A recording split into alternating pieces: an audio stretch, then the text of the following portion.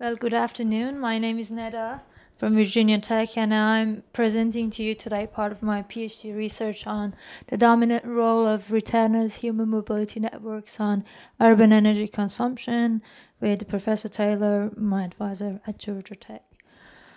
So as it's apparent to all of us doing urban computing research, in urban settings, the growth in energy consumption and carbon emission in one hand and increases in population and urbanization on the other hand are very strong, and they are getting worse. 80% of the energy production is being consumed by urban areas at the moment. It's predicted that by 2040, 56% increase we will have in energy consumption, and up to 66% of the world population will live in urban areas by 2050, which means adding another 2.5 billion to the population. And all of these trends will leave us with increasing levels of individual activities and governing individual human mobility networks and energy use in urban areas. So what does that mean, and how is individual human mobility networks can possibly relate to energy use? So let me give you an example. This is Greater London, and you can see the distribution of energy consumption across 4,835 spatial divisions. And during the one day, August 1st, 2014, let's look at the movements of like positional records of people in a full day. So the beginning of the day, there were not much. In the middle of the day, they're more concentrated in the city center. And then it's almost phased out as the day goes to the end, and it becomes less and less. This is data from Twitter.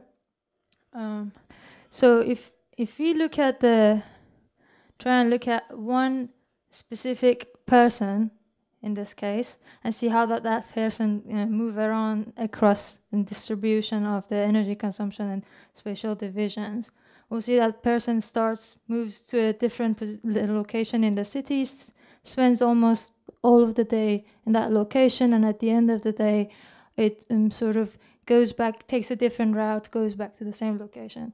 So it looks like it possibly have a pretty predictable and routine type of movement during the day.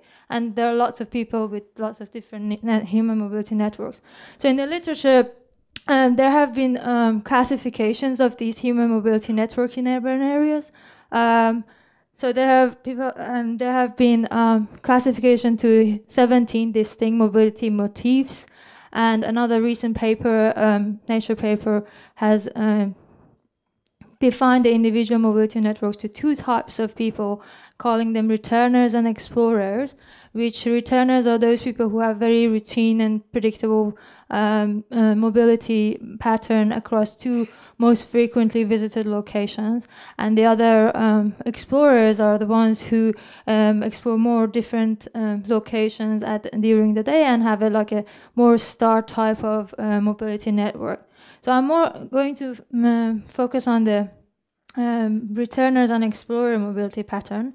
In a previous research of mine, we have demonstrated that the spatial prediction of energy consumption can be done by human mobility.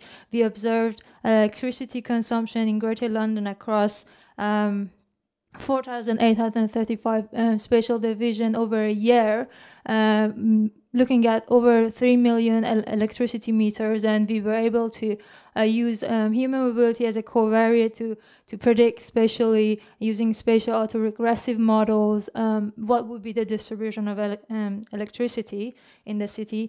And now we are looking at how different types of population, when they move across different buildings and different locations in the city, will affect these different measures of energy consumption and how these fluctuations are related to each other. So for that, I'm looking at London and Chicago. There are over a year for 8 million position records for Greater London and over 8 million position records for Chicago. I'm only going to show you some of the results for London for now, but this is an ongoing research. So I'm using energy records for electricity and gas, and also position records of the individuals from Twitter, which I will calculate the human mobility on that. So in here, we're looking at the spatial autocorrelation of energy and two different populations, like I said, returners and explorers. So using Moran's eye and Gary C's the spatial autocorrelation measures, we have shown that for all three populations, the electricity and the two other populations, there is a spatial structure underlying their spatial distribution, which can explain how these measures across different locations are related to each other. And we can see that there is a stronger relationship for returners, like a more robust spatial structure for returners over explorers, and for mobility, for energy consumption, that's even more robust. And then we did a hotspots analysis for energy, again for energy returners and explorers population to see what are the hotspot locations for example, returners population. How does that correlate with the energy consumption? And in this case, we also use the Gattez-G measure for this analysis, and we realized that returners populations hotspots maps better on the energy consumption hotspots over explorers.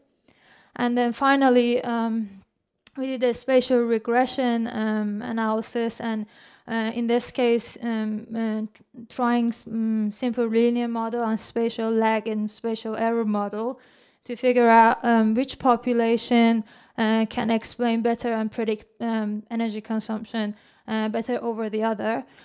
In this case, I will take your attention to spatial error model, which was more representative in this case. And it turns out so we tried this for explorers separately, for returners separately, and the combination of two. So it turns out that returners are the most representative population for the high energy consumer and consumption locations. And then the second best model was the combination of the two, and the last model was the explorers. So that tells out that the returners population, who are the population who have a more routine, basically they frequently visit certain locations during the day versus, for instance, visitors in the city which are having a less predictable pattern, are more associated with high energy consuming locations. So that's that, and I will thank you and leave you with questions if anyone has.